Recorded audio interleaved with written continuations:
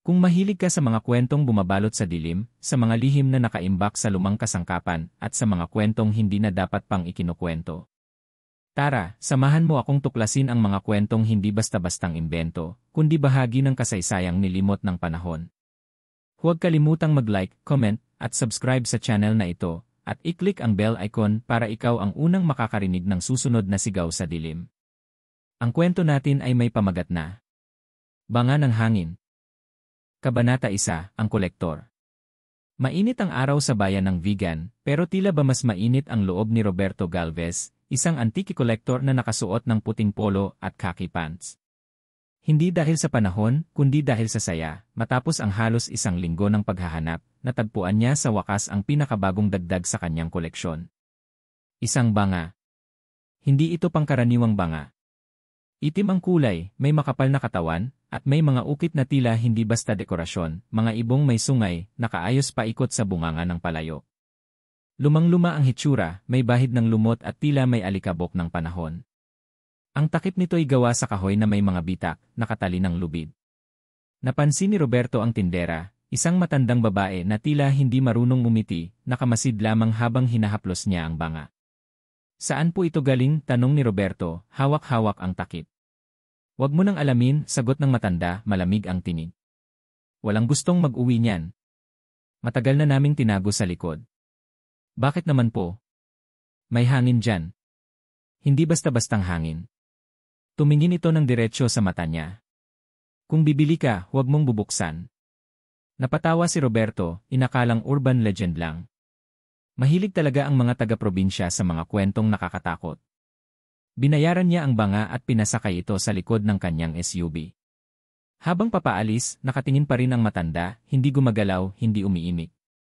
Pagdating sa kanyang bahay sa Quezon City, inilagay ni Roberto ang banga sa isang patungan sa kanyang maliit na gallery sa loob ng bahay. Maraming lumang gamit doon, lumang santo, estatwa, gilingan, at mga kahoy na krus. Ngunit ang banga lang ang tila may presensya. Hindi makapigil sa kuryosidad, kinuha niya ang banga at tinanggal ang takip. Pak! Tila may marahas na tunog ng vacuum na napunit. Mula sa loob, may malamig na hangin na agad lumabas, para bang may lumanghap ng matinding lamig mula sa kailaliman. Grabe, parang may aircon, bulong niya, kinilabutan. Ngunit naramdaman niyang may kakaiba. Hindi lang basta malamig, parang may halong bulong sa pag-ihip.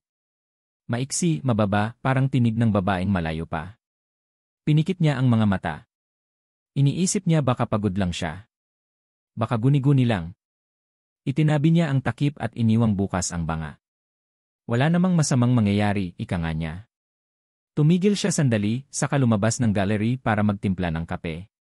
Kinagabihan, habang natutulog si Roberto, nagising siya sa kakaibang lamig. Lahat ng bintana ay sarado at walang bukas na bentilador. Ngunit parang may hangin na umiikot sa silid, pumapailalim sa mga kortina, dumarampi sa batok niya. Muli, narinig niya ang mahina, basag-basag na bulong. Huwag mong ilabas. Huwag mong ilabas. Napalundag siya mula sa kama. Pinakinggan ang paligid. Tahimik. Baka gising lang ang imahinasyon niya, sabi ng isip. Ngunit nang tignan niya ang gallery mula sa bukas na pinto, nakita niyang nakabukas ang ilaw doon. Sigurado akong pinatay ko yan, bulong niya. Dahan-dahan siyang lumapit, hawak ang flashlight. Paglapit sa gallery, napansin niyang nakabukas na rin ang pintuang salamin ng kabinet kung saan naroon ang banga. At ang banga nakaharap na sa kanya. Sa ibabaw ng banga may gumagalaw na hibla ng usok.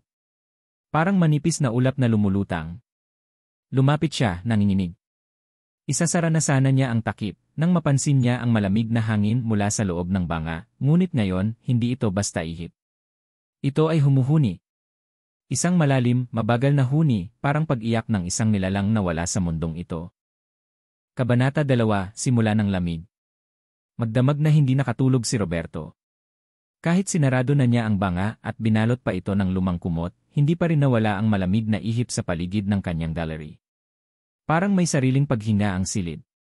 Umagang-umaga, nagtimpla siya ng kape, pero halos hindi niya ito mainom. Nanginginig pa rin ang kanyang kamay, hindi dahil sa lamig ng panahon, kundi dahil sa hindi maipaliwanag na takot na unti-unting gumagapang sa kanyang katawan. Habang nakaupo sa kanyang maliit na mesa, tinignan niya ang gallery mula sa sala. Sa liwanag ng araw, wala namang kakaiba. Ang mga antigong gamit ay tahimik na nakapwesto, mistulang mga estatwang walang malay. Ngunit kahit araw, hindi maalis sa isip niya ang boses na narinig kagabi. Tila may pahaging pa rin yon sa kanyang tainga. Hindi malinaw pero paulit-ulit, huwag mong ilabas. Bandang tanghali, habang inaayos ang mga libro sa lumang estante, may naamoy siyang kakaiba, parang sunog na buhok. Bumaling siya sa direksyon ng amoy at nanlaki ang kanyang mga mata. Ang banga ay may maitim na marka ng uling sa bunganga nito. Hindi ko naman sinindihan to. Sinipat niya ng malapitan. Sa gilid ng banga, may tila gasgas na bago lang lumitaw, parang may humagod gamit ang kuko. Hindi niya ito napansin kahapon. Pagdating ng hapon, nagpasya siyang i-check ang CCTV sa gallery. Isa ito sa mga kinahiligan niyang gawin simula nang makapagtayo siya ng koleksyon, security over his precious pieces. Ngunit pag-check niya ng footage mula kagabi, biglang walang recording. Impossible.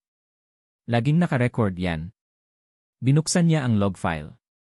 May oras pero walang video, blanco.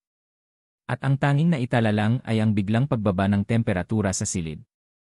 Mula 29 degrees Celsius, bumaba sa 17 degrees Celsius, halos bigla ang nagyelo ang paligid. Kinagabihan, may dumating na bisita si Arvin, ang kanyang pinsan. Isa itong part-time historian at folklore enthusiast. Nakita nito ang banga at agad napansin ang kakaibang disenyo.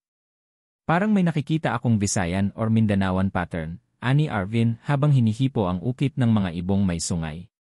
Pero yung mga pakpak hindi normal. Ibang klase to, parang may demonyo sa disenyo. Napakunot ang noo ni Roberto. Demonyo? May mga kwento sa Visayas noon tungkol sa mga ibon ng hangin. Ginagamit daw ito ng mga mangkukulam para ipadala ang sakit sa isang tao. Hindi physical na atake. Hangin lang. Pero pag tinamaan ka, unti-unting pinapatay ng loob. Tumawa si Roberto, pilit. Kwento-kwento lang yan. Basta wag mong binuksan, babala ni Arvin. Nanahimik si Roberto. Hindi niya nasabi sa pinsan na naibukas na niya ang banga. Pagsapit ng gabi, mahimbing ang tulog ni Arvin sa guest room, pero si Roberto ay gising na naman. Sa ikatlong gabi ng pagkakaroon niya ng banga, mas matindi ang lamig. Hindi na ito katulad ng una. Sumasayaw ang mga kortina kahit walang bintanang bukas, at tila may maliliit na bagay na kumikiskis sa kisam. Pag-akyat niya para silipin ang gallery, nanlaki ang mga mata niya, nakabukas ang takip ng banga. Wala namang ibang pumasok doon. Sarado ang pintuan. Siya lang ang may susi. At sa sahig, ilang pulgadong layo mula sa banga, may nakita siyang ibon. Isang maya. Patay. Nakahandusay. Nakanganga. May dugo sa tuka at tila may pilat sa dibdib, parang tinamaan ng matulis na bagay. Hinila niya ang isang basahan at tinakpan ang banga. Isinarado niya ang ilaw ng gallery at lumabas agad, nanginginig. Ngunit bago siya makalayo sa hagdanan, may narinig siyang hikbi. Mahina. Parang batang umiiyak. Galing sa loob ng gallery. Hindi niya kayang bumalik. Niyakap niya ang sarili, huminga ng malalim at sabay bulong sa sarili. Bukas. Bukas ko na lang papatignan to. Ngunit kahit anong pilit niya, hindi siya makatulog.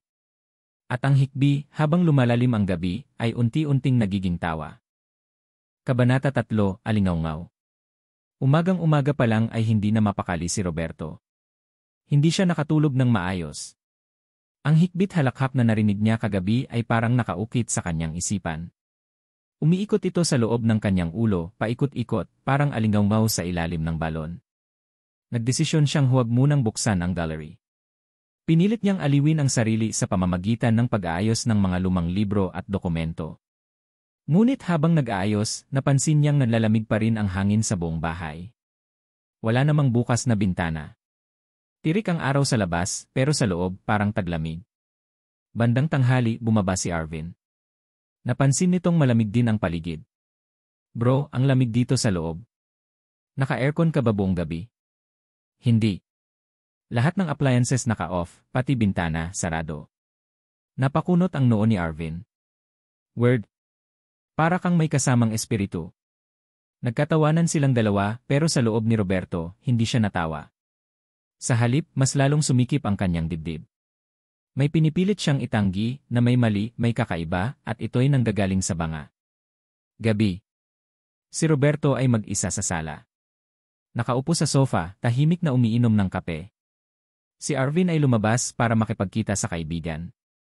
Ang bahay ay tila patay sa ingay, maliban sa tahimik na pagbugso ng malamig na hangin na bumabalot sa paligid. Sa katahimikan, may pumukaw sa kanyang pandinig. Tik! Tik! Tik! Parang may tumutulo. Tumayo siya at sinundan ang tunog papunta sa gallery. At doon, nakita niyang basa ang sahig. May patak ng tubig mula sa kisam. Pero nang sumipat siya sa itaas, walang tagas. Walang tubo. Walang butas. At ang likido, hindi tubig. Ito'y madilim na pula, malapot, at may amoy ng kalawang. Dugo? Bulong niya. At doon, napansin niyang muling nakabukas ang takip ng banga. Dahan-dahan siyang lumapit. Kumakabog ang dibdib, tila sa sabog. Inilapit ang ilaw mula sa kanyang cellphone at sumilip sa loob. Wala. Kadiliman lang. Ngunit nang papalapit na siya, may biglang tinig na umalingaw-ngaw mula sa loob. Isang tinig na paos, babae, galit. Ibalik mo ko. Napaatras si Roberto, natapilok at bumagsak sa sahig. Nakahandusay siya habang ang malamig na hangin ay tila dumanas ng sariling lakas, pumalo sa kanya ang bugso nito, at sa gilid ng kanyang paningin may aninong dumaan. Isang babae. Mahaba ang buhok. Putik-putikan ang katawan. Nakakulubong sa itim. Dadaan lang, mabilis, parang usok na may hugis. Pagdilat niya, wala na ito. Kinabukasan, nagtungo si Roberto sa isang kilalang lumang aklatan sa Maynila. May kilala siyang librarian doon, si Mang Delphine, dating mananaliksik ng mga kasaysayang lokal. Ipinakita niya ang litrato ng banga at agad namutla ang matanda. Saan mo ito nakuha? Tanong nito, halos hindi makahinga. Sa Ilocos. Bakit? Alam mo ba kung anong gamit niya noon? Iyan ang tinatawag na sisidlan ng hininga. Napakunot ang noo ni Roberto. Hininga? Ginagamit yan ng mga albularyong itim, mangkukulam, para isilid ang huling hininga ng isang taong isinumpa. Kapag bukas ang banga, makakawala ang hangin. At ang hangin, may dalang kamatayan. Hindi ka po pwede lang magsara. Kailangang ibalik ang hininga. Kung hindi, ikaw ang susunod. Namutla si Roberto. Hindi niya alam kung maniniwala siya. Ngunit nang bumalik siya ng bahay, naghintay sa kanya ang katibayan. Sa tapat ng gallery, may nakapaskil na post-it note. Hindi kanya. Walang ibang tao sa bahay. At ang nakasulat ay, "Huwag mo akong ikulong." Sa ilalim nito, may marka, isang hugis ibon na may sungay. Kabanata 4, Kamatayang lumilipad. 2 araw na mula nang matagpuan ni Roberto ang kakaibang mensahe sa gallery, "Huwag mo akong ikulong." Sa kabila ng takot, pinilit niyang manatiling kalmado. Ngunit sa loob niya, may bumubulwak ng kaba, isang masamang kutob na parang hindi na siya ligtas kahit sa sariling bahay. Upang alamin ang pinagmulan ng banga, muling tinawagan ni Roberto ang lumang tindera sa vegan gamit ang contact number na ibinigay nito sa resibo. Saglit lang itong sinagot at tila ayaw na sana siyang kausapin. Hindi mo ba sinunod ang bilin ko? Anong ibig niyong sabihin? Hindi mo na dapat binuksan. Isayang banga ng hangin. Sisidlan ng kamatayan. Paano ko ito maisasauli? Kailangan ko lang. Hindi mo na yan maisasauli. Hindi ikaw ang sinumpa, pero ikaw ang nagpalaya. At tuluyang pinutol ng matanda ang tawag. Gabi. Mag-isa sa bahay, nakaupo si Roberto sa tabi ng kanyang gallery. Puno ng kaba. Ang paligid ay hindi na tila tahanan para na itong kulungan. Tahimik, malamig, at may halimuyak ng amag na hindi niya matukoy kung saan nanggagaling. Naglakas loob siyang lumapit sa banga. May takip ito, ngunit bakat ang mga bitak sa kahoy, para bang pilit binubuksan mula sa loob. Napansin din niya ang 3 bagong patak ng dugo sa sahig, galing sa pader, walang sugat na pinagmulan. Habang pinagmamasdan ang banga, may tumapik sa salamin ng gallery mula sa loob. 1, 2, 3. Pak! Pak! Pak! Napatigil siya. Walang dapat tao roon. Pumihit siya patalikod, walang tao. Paglingon niyang muli sa gallery, biglang tumilapon ang takip ng banga. Gumulong ito sa sahig, at sabay-sabay, isang malakas na ihip ng hangin ang pumulupot sa buong silid. At doon niya nakita, isang itim na anyo ang unti-unting umaahon mula sa bunganga. Wala itong mata. Wala itong mukha. Isa lamang itong hugis babaeng nababalot ng itim na usok. Tila siyang nakapako sa kinatatayuan. Gusto niyang tumakbo, ngunit hindi niya magalaw ang katawan. Sa loob ng kanyang isipan, may tinig na bumubulong. Isang buhay ang kabayaran. Hindi mo ako pwedeng ikulong ng walang kapalit. Biglang bumukas ang pinto sa likuran ni Roberto, dumating si Arvin, may dalang pagkain. Agad nitong nakita ang kaganapan, at sabay silang napaatras. Rob! Anong nangyayari? Yung banga. May lumalabas. Hindi na siya nakatapos. Sa isang iglap, tila humampas ang hangin kay Arvin, at tumilapon ito sa dingding. Bagsak ang katawan, duguan ang ulo. Tumakbo si Roberto at nilapitan ang pinsan. Walang malay. May paghinapa, ngunit marahan. Lumapit ang anino sa kanila. Humuni ito, isang malaibon, basag na huni. Sino ang kapalit mo? Hindi alam ni Roberto kung anong isasagot. Pilit niyang ibinangon si Arvin at lumabas sila ng gallery. Isinara niya ang pinto at ikinandado, ngunit bago siya tumalikod, may narinig siyang basag na tawa. Hindi mo ako mapipigilan. Ilang oras makalipas, dinala niya si Arvin sa ospital. Minor concussion, ngunit mulat ito. Nang tanungin niya kung may nakita, tumango ang pinsan. Parang isang babaeng may pakpak. Pero usok lang siya. Walang mata. Rob, anong klaseng bagay ang dinala mo sa bahay mo? Hindi nakasagot si Roberto. Ngunit sa kanyang isipan, malinaw ang katotohanan. Nakapagpalaya siya ng isang matandang kulam, isang kamatayan na lumilipad sa hangin. At ngayon, naghahanap ito ng kabayaran. Sa kanyang cellphone, muling binalikan ni Roberto ang mensahe sa post-it. Huwag mo akong ikulong. Pero ngayon, may bago ng mensaheng nakasulat doon. Isa pa. Kabanata 5, Alay sa hangin. Bumalik si Roberto sa kanyang bahay kinabukasan, matapos masigurong ligtas si Arvin sa ospital. Ngunit ang bahay ay hindi na parang tahanan. Tahimik ito, malamig, at tila may ibang naninirahan na hindi niya kayang ipalayas. Pagbukas niya ng pinto ng gallery, agad siyang sinalubong ng amoy ng bulok na laman. Maasim. Mapait. Parang may nagnanaknak. Nakahandusay pa rin sa gitna ng gallery ang takip ng banga, ngunit ang mismong sisidlan wala na sa pwesto nito. Agad siyang lumingalinga. Wala sa sulok. Wala sa pedestal. Wala sa sahig. Ngunit nang tumingin siya sa kisam, nandoon ang banga. Nakabitin, baligtad, parang naninipsip ng hangin. Sa ilalim nito, may itim na buhaghag na usok na umiikot, at sa usok, may itim na ibong may sungay na paikot-ikot na parang nagbabantay. Kinagabihan, muling dinalaw ni Roberto si Mang Delfin sa aklatan. Dala niya ang ilang litrato ng mga ukit sa banga, pati ang sulat kamay na isa pa na lumitaw sa post-it. Tila nanginginig ang matandang iskolar habang binubusisi ang mga larawan. Alam ko na kung anong nilalaman ng banga mo. Ano? Isang dalikmata. Isang espiritong ibon na pinalalakad ng hangin. Isang alagad ng matandang mangkukulam. Ginagamit siya bilang tagapagdala ng sakit, kasawian, at kamatayan.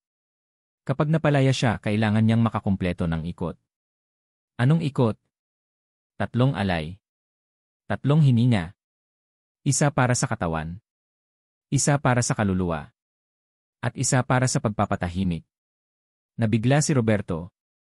Isa pa lang ang nadamay, si Arvin. Bago pa siya makapatay muli, paano ko siya ibalik sa banga? Tahimik si Mang Delfin. Pagkatapos ay inilabas niya ang isang lumang papel mula sa kanyang bowl. Isang sulat kamay na instruksyon. May ritual. Pero kailangan mo ng bagay mula sa orihinal na albularyo, ang mismong nagkulong sa espiritu. At kung wala na siya sa mundo, kailangan mo siyang hanapin. Linggo ng gabi, umuwi si Roberto dala ang bagong kaalaman. Ngunit huli na. Pagpasok niya sa bahay, ramdam agad ang presensya. Ang gallery ay gabi na sa loob kahit tanghali pa lang. Buksan man ang ilaw na natiling madilim. Sa pader may bago na namang mensahe. Nakasulat gamit ang dugo o pulang tinta. Isa na lang. Nangilabot si Roberto. Isa pa. Ngayon, isa na lang. Ibig sabihin, may 2 hininga na ang nakolekta. Tumakbo siya sa kanyang computer upang tingnan ang security feed. Ngunit sa halip na normal na footage, tanging itim at puting ulap lang ang nakikita. Parang lumang pelikula. Walang tunog hanggang sa biglang lumitaw ang isang figura sa screen. Ang babae. Nakatingin ito sa mismong lente ng kamera. Ang mga mata ay walang itim. Puting-puti. Umiikot-ikot ang buhok parang hinahatak ng hangin. At sa isang iglap, tinuro siya. At bumagsak ang feed. Wala na. Puro static. Napaatras si Roberto. Nanginginig. Pawis-pawis. At doon, sa labas ng kanyang bintana, may ibong may sungay na nakadapo sa wire. Tinititigan siya. Bigla itong tumuka ng hangin at sa loob ng kanyang dibdib, parang may pumunit. Napatigil siya sa paghinga. Parang piniga ang kanyang baga. Nangingitim na ang paligid ng kanyang paningin. Ngunit bago siya mawalan ng malay, may biglang kumatok sa pintuan. Tok. Tok. Tok. 3 beses. Mabilis. Malakas. Pagbukas niya, isang matandang babae ang nakatayo. Maputi ang buhok. Maitim ang balat.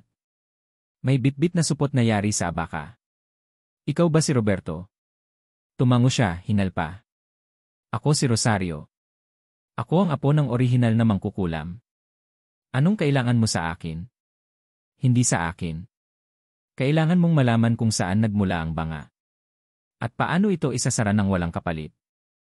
Kabanata 6, ang kasaysayan ng sisidlan.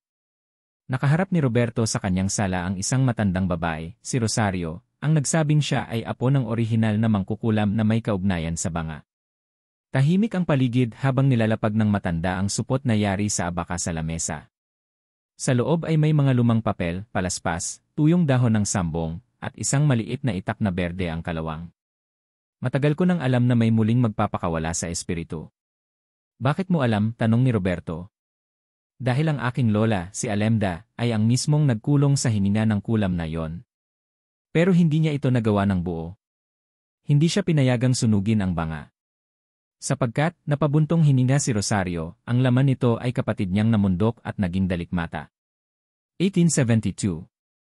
Sa isang liblib na bayan sa Ilocos, nabuhay ang magkapatid na sina Alemda at Urbina. Pareho silang may kakayahang makipag-ugnay sa kalikasan, sa hangin, sa lupa, sa tubig. Ngunit habang si Alemda ay naging albularyo, si Urbina ay nalulong sa itim na kulam. Ginamit ni Urbina ang hangin upang magdala ng sakit. Isang bulong lang at ang biktima ay babahing ng dugo, luluwa ang mata, mamamatay sa wala.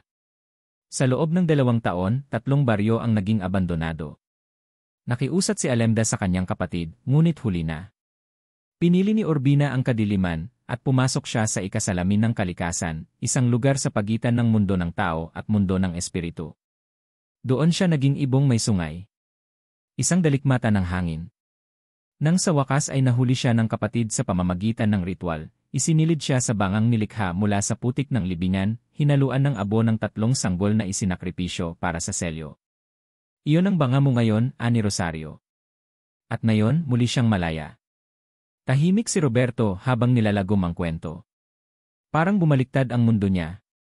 Hindi ito ordinaryong multo. Isa itong makapangyarihang nilalang at ang kanyang bahay ay naging taguan nito. Ano ang kailangan kong gawin para maibalik siya sa banga? Tanong niya. Bakit hindi na lang wasakin? Umiling si Rosario. Kapag winasak ang banga habang wala ang espiritu sa loob, makakawala ito ng lubos. Wala nang sisidlang makakahuli sa kanya. Ang kailangan mong gawin, muling siyang tuksuhin na bumalik sa banga. Paano? Sa pamamagitan ng alay. Ngunit hindi buhay. Kundi alaala. Ipinaliwanag ni Rosario, ang espiritu ni Urbina ay hindi lang naghahanap ng dugo. Naghahanap ito ng daan pabalik sa sarili niyang alaala. Kung maipapakita kay Urbina ang kanyang dating pagkatao, kung maipapaalala sa kanya ang kanyang buhay bilang tao, maaaring magdulot ito ng pagkalito, at sa loob ng pagkalitong iyon, maaaring mapasok siyang muli sa banga. Kaya dinala ko ito, anya, sabay abot ng isang lumang larawan.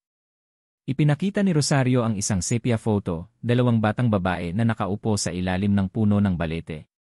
Isa rito ay si Alemda. Ang isa, si Urbina, masayahin, nakayakap sa kapatid. Ilagay mo ang larawang ito sa tabi ng banga habang nakabukas ito. At sa gabing walang buwan magsalita ka ng isang pangalang hindi na binanggit sa loob ng mahigit isang siglo, Urbina Adelita Morales. Kapag tinanggap niya ang pangalan niya bilang tao, may sandali ng kahinaan. Doon mo siya muling iselyo. Bago umalis, iniwan ni Rosario ang itak na may berde ang kalawang. Ginamit ito ni Alemda sa pagsasara ng selyo. Wala kang ibang pwedeng gamitin. Kapag lumapit siya, kailangan mong itaga ang dulo nito sa gilid ng banga habang bukas pa ang bunganga. Doon lang siya muling masasagkaan. At kung magkamali ako, tanong ni Roberto, nanlalamig ang katawan. Hindi na lang isang-isa na lang ang makikita mo sa pader. Baka buong pader mo, katawan mo, maging bahagi ng kulungan niya. Pagkaalis ni Rosario, tumingin si Roberto sa larawan ni na Alemda at Urbina. May kurot sa dibdib niya, ang halimaw na kanyang nilabanan ay minsang naging bata, may ngiti, may pamilya.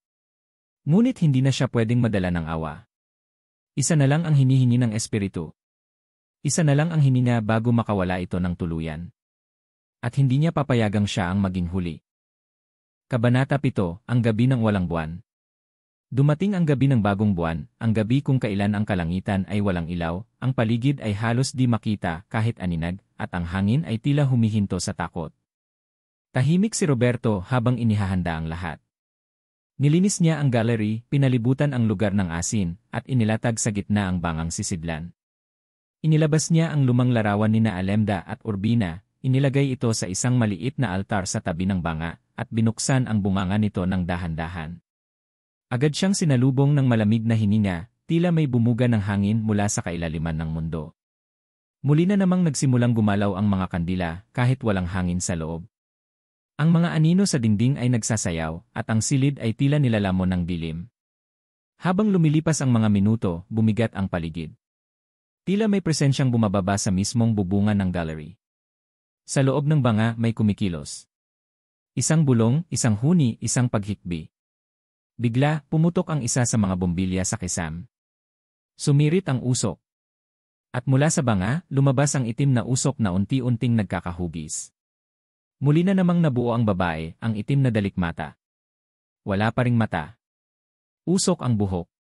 Mga pakpak na parang pinunit na tela ang bumuka sa likod niya. Ngunit ngayon, tila may bago sa kanyang anyo, parang hindi siya agad nanliligalig. Parang naguguluhan. Tumindig si Roberto. Huminga ng malalim. Tumitig sa espiritu at binigkas ang pangalan. Urbina Adelita Morales. Napahinto ang espiritu. Nag-iba ang ikot ng hangin.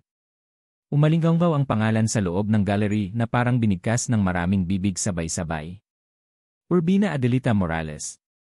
Lumapit pa si Roberto. Tumayo sa tabi ng altar kung saan naroon ang lumang larawan.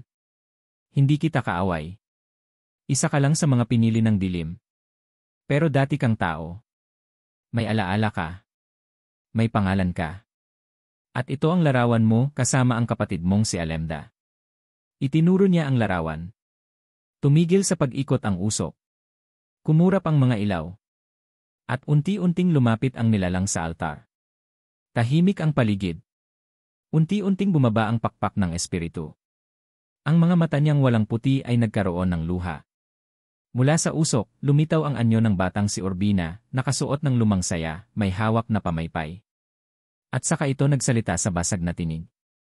Hindi ako halimaw noon. Hindi ka pa rin, bulong ni Roberto. Ngunit sa sandaling iyon ng kahinaan, may biglang sumigaw sa loob ng gallery. Isang boses, pamilyar. Roberto! Buksan mo ang pinto. Si Arvin. Napalingon si Roberto. Isinara niya ang lahat ng pinto. Bakit narito si Arvin? Lumapit siya sa pinto, ngunit hindi niya ito binuksan. Dahan-dahan siyang sumilip sa bintana, at doon niya nakita ang dalawang Arvin. Isa sa labas ng bahay, humihiyaw. At isa nakatayo sa tabi ng banga, walang anino. Isang panggagaya. Ginagamit ni Urbina ang alaala para lumusot. Napagtanto ni Roberto, niloloko siya ng dalikmata. At nang lingunin niya ang banga, wala na ang batang anyo. Nakatayo na muli ang buong itim na nilalang, umangawa, galit na galit. Mula sa bibig nito, isang bulong. Isinuko mo na ako. Hindi na ako babalik. Ngunit mabilis si Roberto. Kinuha niya ang itak na may berdeng kalawang, hinugot ito at nilundag ang banga.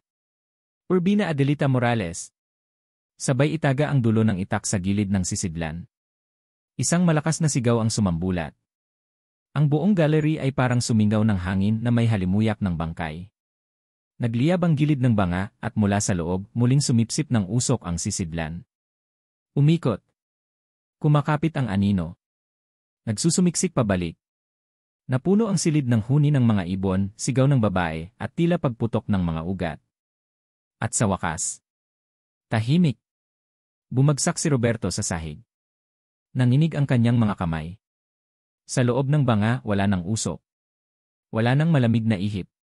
1 minuto. 2. 5 minuto. Tahimik. Pagtingin niya sa altar, nandoon pa rin ang larawan ni na Alemda at Urbina. Ngunit ang batang babae sa kanan, ngumingiti na ngayon. Kabanata 8, ang ika-4 na hininga. Lumipas ang ilang araw mula nang muling maselyuhan ni Roberto si Urbina sa loob ng banga gamit ang itak na may berdeng kalawang. Ang gallery ay nanatiling sarado. Tahimik. Wala nang paggalaw ng hangin, wala nang mga multong aninag. Tila tuluyang natapos na ang bangungot. Subalit sa gitna ng katahimikan may bagay na hindi mapaliwanag. May nananatiling lamig sa silid. Hindi malamig na parang aircon. Kundi lamig na parang nagmamasid. Lamig na parang may humihinga sa likod mo. Isang gabi, habang binibilang ni Roberto ang mga antike na babalikan ng kanyang mga kliyente, napansin niya ang banga sa altar. Tahimik. Walang bitak. Ngunit sa ilalim nito, may maliit na patak ng tubig, malamig, asul, at amoy ng lupa pagkatapos ng ulan. Wala namang tagasto dati, bulong niya. Nilapitan niya ang banga, hinawakan ang gilid. At bigla siyang nangisay. Hindi dahil sa kuryente, kundi sa isang tanong na pumasok sa kanyang isipan. Bakit 3 lang ang hininga ng kamatayan, kung may ika-4 na selyo sa itak? Muling inalala ni Roberto ang kwento ni Rosario. 3 hininga. Una, ang hininga ng paghihiganti. 2, ang hininga ng panlilinlang. 3, ang hininga ng pagkalimot. Ngunit sa hawak niyang itak noon, may 4 na ukit sa talim. At sa mga gabing walang buwan, ang ika-4 ay muling umihip. Kinabukasan, muling bumalik si Rosario sa gallery matapos makatanggap ng tawag ni Roberto. Tila mas matanda na siya ngayon, para bang bumigat ang kanyang edad sa loob lamang ng 1 linggo. Tapos na dapat ito, ani Roberto. Pero may nararamdaman pa rin ako. At tingnan mo to. Ipinakita niya ang patak ng asul na likido sa ilalim ng banga at ang bagong ukit sa gilid. Isang malaking mata na nakadilat. Napaatras si Rosario. Napakapit sa dibdib. Hindi siya nagbalik para ipaghiganti ang sarili. Bumalik siya dahil may iniwan siyang kasabwat. Ikinuwento ni Rosario ang pinakamadilim na lihim ni Urbina. Bago pa siya maselyuhan ni Alemda, nagpakalat si Urbina ng 3 sulyap ng hininga, mga pangalawang espiritu na pinasok sa ibang banga, ibinaon sa lupa, at hinihintay lamang ang hudyat. Ang hudyat? Ang pagmulat ng kanyang mata, ang ika-4 na hininga. Kung totoo ang nakita mo, Roberto, hindi pa siya tuluyang nawala. At ang mga sulyap na yon muling gigising. Napaupo si Roberto. Parang may pader na gumuho sa kanyang dibdib. Saan ko sila matatagpuan? Tanong niya. Wala akong sapat na kaalaman para habulin ang espiritu. Ngunit muling tumitig si Rosario sa kanya. At saka siya nagsalita ng isang bagay na hindi inaasahan ni Roberto. Hindi mo kailangang hanapin sila. Dahil isa sa kanila ay ikaw. Tumigil ang oras. Sumingit ang katahimikan sa bawat sulok ng gallery. Si Roberto, nanlamig, nanigas, at unti-unting nakaramdam ng bigat sa dibdib. Hindi mo naalala, tanong ni Rosario. Ipinanganak kang walang ama. Ang iyong ina nawala matapos ka isilang. At mula noon, lumaki kang may laging presensyang sumusunod sa iyo. Kaya ka mahilig sa antike sapagkat hinahanap mo ang piraso ng nakaraan na hindi mo matukoy. Isa ka sa mga sisidlan. Hindi na makagalaw si Roberto. Parang may umuukit sa kanyang likod. Parang may malamig na hangin na umiikot sa kanyang tenga at pamilyar ang bulong. Isa na lang. Kabanata Siyam, Sisidlan ng Alaala. Sa bawat saglit matapos sabihin ni Rosario ang salitang iyon, isa ka sa mga sisidlan. Ay para bang may mga alaala na sumabog sa isipan ni Roberto. Hindi ito mga ordinaryong alaala, kundi mga hindi kanya. Sa mata ng kanyang isip, nakita niya ang isang batang babae na umiiyak habang isinasara sa loob ng isang banga. May mga kamay ng mga matanda, nakaputing babae, may amuletong itim na pinipigilan ang kanyang pagwawala.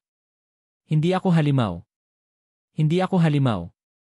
At naroon ang matandang babae si Alemda. Ang huling bulong bago maisara ang takip.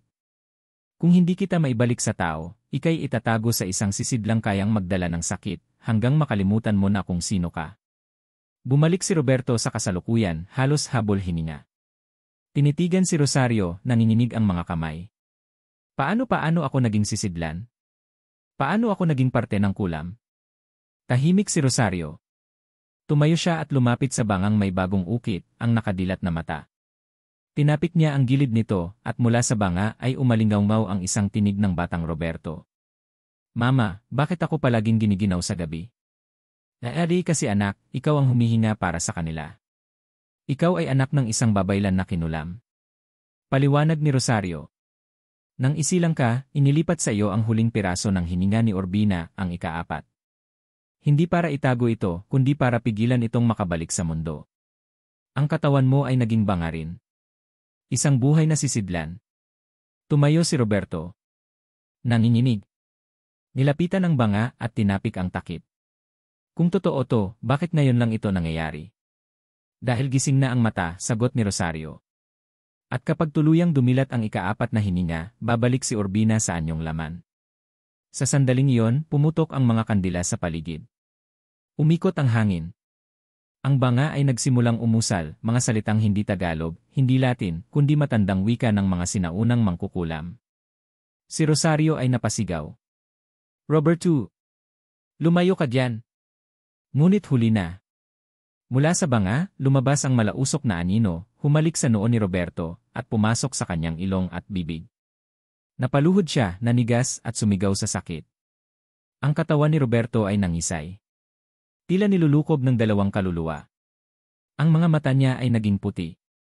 At ang hangin sa loob ng gallery ay parang sumabog. Nang bumalik ang katahimikan, nakatayo si Roberto, ngunit iba na ang kanyang anyo. Ang kanyang balat ay tila nag-iba ng kulay, mas maputla, halos asul. Ang boses niya, kapag nagsalita, ay dalawa. Hindi mo ako mapipigil, Rosario. Ako ang ika-4.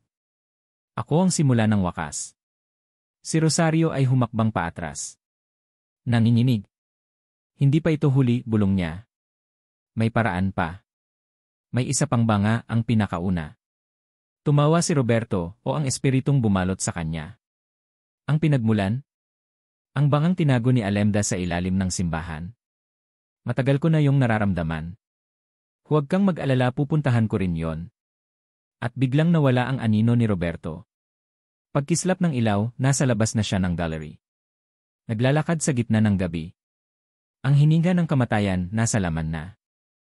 Kabanata 10, Banga ng Hangin. Ang gabing iyon ay walang buwan, walang bituin, at walang katao-tao. Sa gitna ng kadiliman, si Roberto, ngayon ay pinanahanan ng hininga ni Urbina, ay naglalakad sa mga liblib na eskinita ng bayan ng Silangan. Sa ilalim ng kanyang balat, gumagalaw ang usok.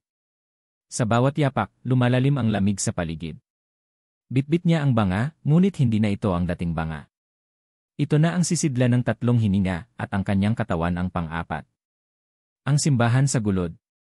Samantala, si Rosario, kasamang muli si Arvin at ang paring si Padre Tadeo, ay nagmamadaling nagtungo sa lumang simbahan ng San Bartolome, kung saan anya nakabaon ang pinakaunang banga, ang banga ng pinagmulan, ang tanging sisidlan na maaaring suyuin at ibalik ang kaluluwa sa katahimikan. Ito ang orihinal na banga ni Alemda, paliwanag ni Rosario, habang hinuhukay nila sa ilalim ng altar. Dito niya sinimulan ang pangkulam bilang depensa sa mga mananakop. Ngunit dito rin niya isinilid ang sarili para isakripisyo ang kabutihan kapalit ng kapayapaan.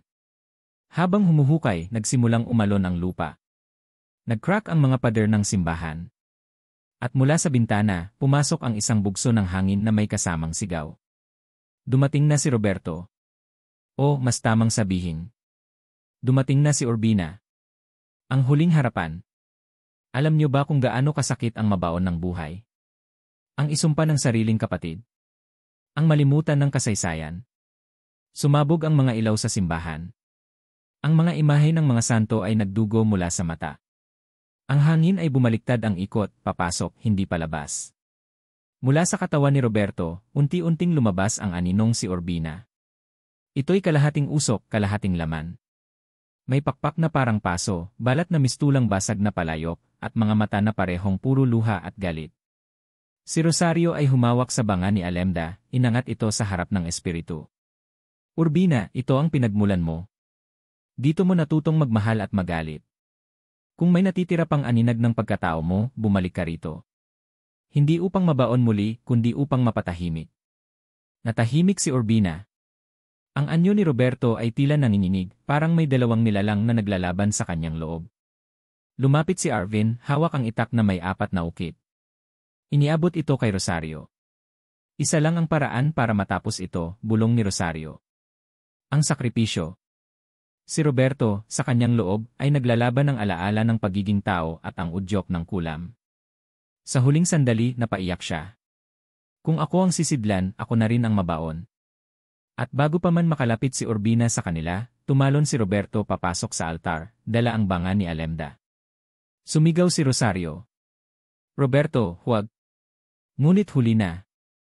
Sa pagbagsak niya sa ilalim ng altar, sabay niyang pinagsama ang dalawang banga.